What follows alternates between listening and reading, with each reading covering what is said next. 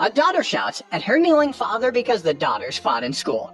In front of a well-known politician, he can only ask for forgiveness. The two walk home and Minji complains about having an ordinary father and cries out that she is miserable. She just wished she wasn't born. She left her father alone on the streets. Later that night, Minji is confronted by Hyeri, and they fight again. Just then, Minji is kicked by Minho, Hyeri's lover. Minji calls them childish, and Minho beats her. Hyeri runs forward with a rock and hits Minji. Minji's head also hits a rock, and blood splatters on the ground. Minho realized their mistake and stopped anyone from calling 911. Minho and Hyeri call someone to clean up their mess. Mr. Kim cooks food and waits for Minji. Hyeri and Minho went to see Kai, who planned to crush Minji's body. The next morning, Mr. Kim passes by the place where Minji was assaulted and discovers a familiar hair tie. Mr. Kim calls her friend, and his veins pop. Hyeri and Minho worry about what they did, and Mr. Kim suddenly appears behind them.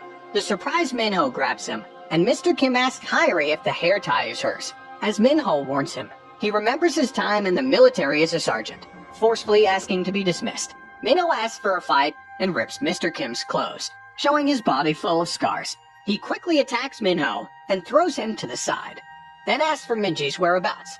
He was an ex-Special Forces sergeant. Hyeri shouts as Mr. Kim strangles Minho. Minho gives him a call. At a different place, Minji asks someone to pay their debts. Mr. Kim enters the door and quickly ties up one of them. He asks where Minji is, and Minji jumps out the window. He runs in panic but trips on a string. Mr. Kim creeps behind him. Minji gets beaten up and explains how they communicate with others. Mr. Kim breaks his arms and exclaims that he will sue him. Mr. Kim claims they also broke the law, but Minji excuses that they are minors and will be given second chances. Mr. Kim opens his briefcase, removes the papers, and assembles his gun. He shoots Minji's leg, making him cry in pain.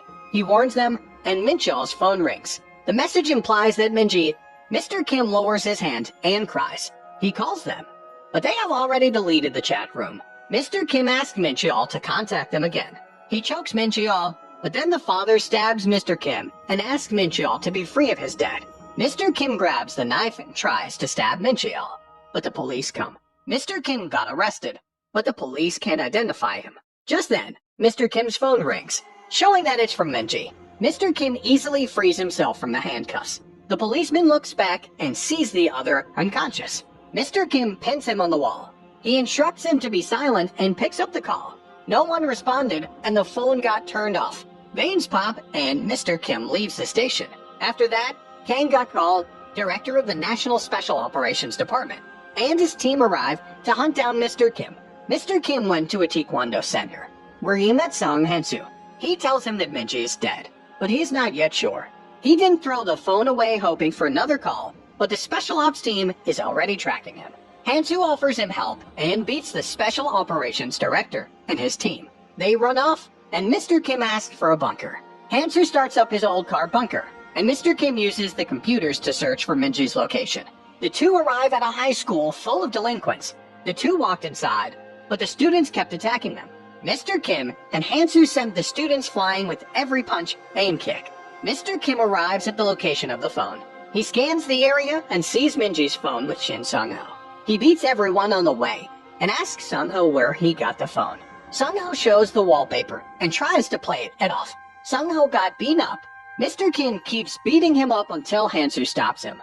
In a flashback, he just randomly receives a box of phones and accidentally calls Mr. Kim. Based on the conversations, Sung-ho also claims that Minji is being bullied.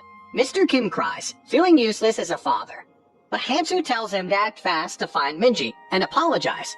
Hansu also tells him to stay strong. Mr. Kim asks Sung-ho where he got the phone. The two dads find a drunk beggar and ask about the phone. The beggar claims he exchanged it for a bottle of soju. He recalls that he picked it up after being thrown by some men. Enraged, he asks the beggar for the license plate. The beggar describes the car model but doesn't remember the license plate. At the docks, men open the car, and Minji is still there. They bagged her body and left it in a freezer warehouse. Kai plans to blackmail Hyeri's father, Ju Kang-chin. A policeman discovers them, but Sangman stabs him and also keeps his body in the freezer warehouse. Minji is still alive. Mr. Kim checks the CCTVs and finds the destination of the car, but they are suddenly hit by another car. Mr. Kim finds out Minji's location.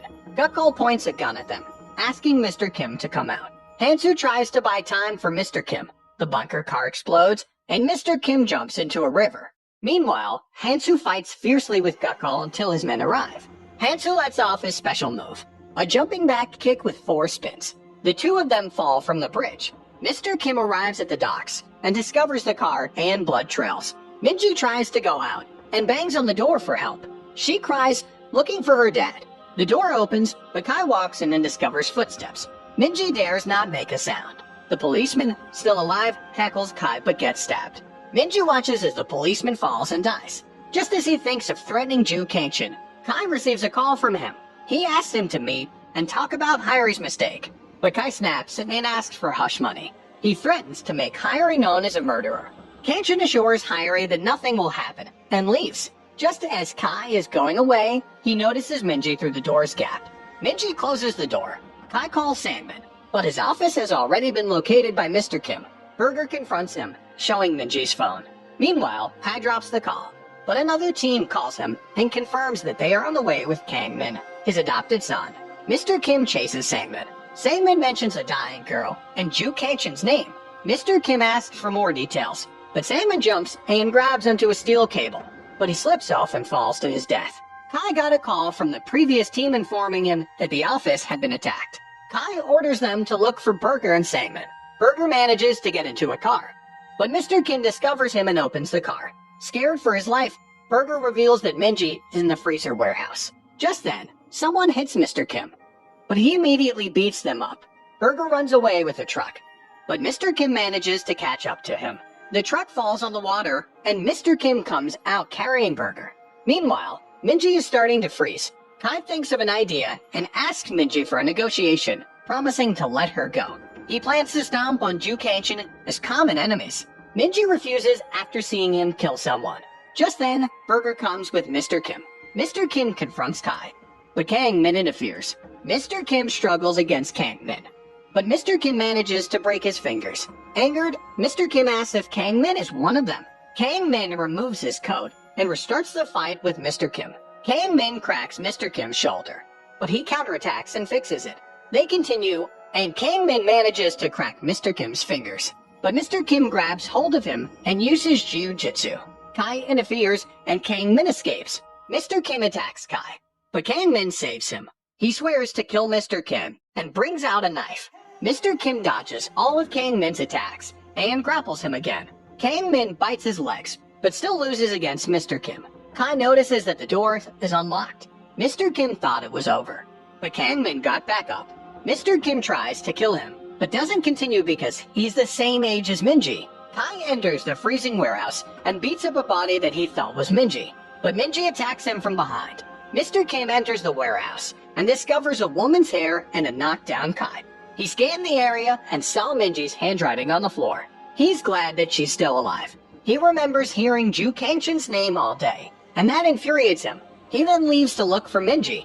Mr. Kim runs around shouting Minji's name, and Minji hears him, but she thought that she was just hearing things. Mr. Kim continues to shout on top of the crates and sees Minji on the highway. Minji tried to ask for help but was ignored. Mr. Kim runs in her direction. Meanwhile, Kai was caught by Ju Kangchin's men, led by Nam. After some torture, Kai tries to commit suicide, but Nam kills him instead. Mr. Kim can't see Minji anywhere. Minji thanks the people who let her ride, and it turns out that it was Ju Kangchin. Mr. Kim calls someone and asks if his license to kill is still valid. Mr. Kim runs, and Hansu arrives with a motorcycle. Hansu suggests hurrying because a storm is coming. Gukul and his men reunite. Meanwhile, Minji talks with Kangchin. She claims that she can only remember what happened in the freezing warehouse. Kangchin then tells her that Hyeri tried to kill her. He caught her pretending. He orders Han to take care of her. Han injects her with something. Just then, Gukul and his team arrive after tracking Minji. The team raids Kangchin's residence. The team plans to take Minji before Mr. Kim. Gukul confronts Kangchin while his team searches the area. Kangchin acts calm, and Gukul claims that a special team is on its way. The team arrived, but Nam easily took care of them. Mr. Kim and Hansu watch from afar. Hansu asks what to do, and Mr. Kim says to do what they always do. Hansu stops him, and they notice someone running to a building. Just then, Gukkal's men inform him that the warrant's issuance has been cancelled. The vice minister also called and told him to come back. Gukkal gets mad at how dirty things are. He tells everyone to pull out and leave naturally, with Minji on board. As they leave, one of Kanchan's men reports that Minji is missing. Minji thanked them, but they made her faint. The team on the last car discusses Code 66, or Mr. Kim's past achievements. Just then, Mr. Kim attacked them. He knocks out everyone and takes over the car. Gukkal receives a transmission from Mr. Kim and warns them not to touch Minji. But they arrived at the Special Bureau headquarters, and Gukkal ordered them to block the entrance and lock up Minji. Meanwhile, Hansu is hanging under their car. The headquarters increased their security.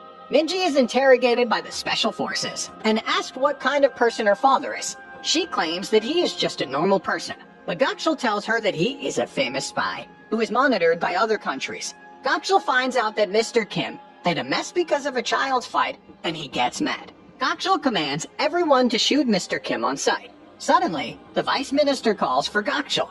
Minji notices something, and the newbie checks it out. As he noticed nothing, he returned to the room, but Hansu attacked him from above. After that, Hansu tells Minji to go see her dad. Hansu and Minji run and tried to be discreet. They still got discovered, but Hansu immediately knocked them out. Vice Minister Ma Ji-hil scolds Gokshal for bothering Kanchan and kidnapping a civilian. Gokshal tells him that this is a war with former legends. Just then, a special armed team discovers Hansu and Minji. They quickly ran, but the infamous special force of Baekdu Sen confronted Hansu. They are now surrounded by the Bureau's forces. Gokshal gives orders to take care of Hansu and recapture Minji. Just as they are cornered, Minji notices some threads above. Ma-jio got strangled, and everyone looked in his direction. Minji cries as she sees his dad above. He tells them to go home together now. Ma-jio orders everyone to drop their weapons. Gukkal tells Mr. Kim that having a hostage is useless because he can't go out the front gate. But Mr. Kim and Hansu got reinforcements. Suddenly, the wall exploded, and Gukkal was blown away. Mr. Kim called for Park Jin-cheol, a war veteran. Jin-cheol throws a grenade at Mr. Kim, and he hits it toward the weapons. Mr. Kim asks if the car for escape is ready, but Jin-cheol didn't prepare any because he just ran there. Frustrated, Gukkal kills off Ma-jio. He orders everyone to attack them, but the three middle-aged men are just too strong. Minji watches his dad's back, feeling assured. Special Force Baekdu Sen's leader challenges them, and Mr. Kim instantly appears in front of him. He uses Jeet Kyun-do and plans to teach lessons to his juniors. Minji is shocked, and Jin-cheol chats with her while fending off attackers. Hansu is also there to protect her. Gukkal realized that he had made a mistake. He is overwhelmed by Mr. Kim's Jeet Kyun-do, Song Hansu's taekwondo, and Park Jin-cheol's odd fighting. Everyone is defeated by middle-aged men with glasses. Mr. Kim took his car keys and left. They drive out of the bureau. Mr. Kim apologizes to Minji. Suddenly, they are hit by a truck from behind. Three more trucks appear, and the one in front opens its trailer, with Nam waiting. The truck pushing them forward, Nam manages to capture their car, and they let out sleeping gas. Mr. Kim tells Minji to go to sleep like normal because he will protect her. When they check on the men and Minji, the car starts up. Mr. Kim drives it out of the truck, and Hansu and Jin-cheol appear behind Nam. Nam knocks down Jin-cheol and fights Hansu. Just when Hansu is cornered, Jin-cheol gets back up and fights him while in REM sleep. Nam struggles and sees an opening in the stomach, but he gets smacked. Jin-cheol wakes up thinking someone just aimed at his daughter's face. The two fiercely fought, but Nam was overwhelmed. Nam realizes the gap in skills and experience. He tried to run away, but Jin-cheol caught him. Jin-cheol slams him around and imprints his face on the trailer. They arrived at the riverside where Ju Kanchan is fishing. Mr. Kim plans to talk things out with him. Seo tries to block Mr. Kim, but he is just pummeled down. Mr. Kim trashes the rest of Kanchan's men. Mr. Kim confronts Kanchan and asks for a talk his parents. Kanchan offers work to Mr. Kim. Offended, Mr. Kim utterly rejects him and asks to talk as men instead of being a parent. Kanchan removes his coat and punches Mr. Kim. Being assured by his political connections, he challenges Mr. Kim to hit him, and Mr. Kim punches him hard. Kanchan falls into the water, but Mr. Kim pulls him up. Feeling humiliated, Kanchan fights back, but Mr. Kim overwhelms him. Mr. Kim offends him more, and he brings out his phone, showing various contacts of prominent and powerful figures in politics. While being threatened, Mr. Kim makes a phone call. He contacts someone and asks for a favor to dismantle Ju Kangshin's company. The man on the line confirms that he can do something similar and do it instantly for Mr. Kim. Kangshin receives a call from his legal team, and Mr. Kim tells him that there's always someone above Kangshin. Kangshin kneels on the ground. Minji wakes up and sees the situation. Kangshin shouts, but Mr. Kim punches him to the ground. Mr. Kim now decides to do everything to protect Minji. Minji cries as she hears that and remembers his silent and indecisive father. She realizes that he knows everything about her, but not the other way around. Jinchul then ruins the mood and teases to tell a secret. The secret is about how the three of them met. Hansu worries while Mr. Kim looks bothered. How did the three meet in the past? I also want to know. If you want a second part recap of this manhua, comment down below and make sure to like this video and subscribe. Until next time.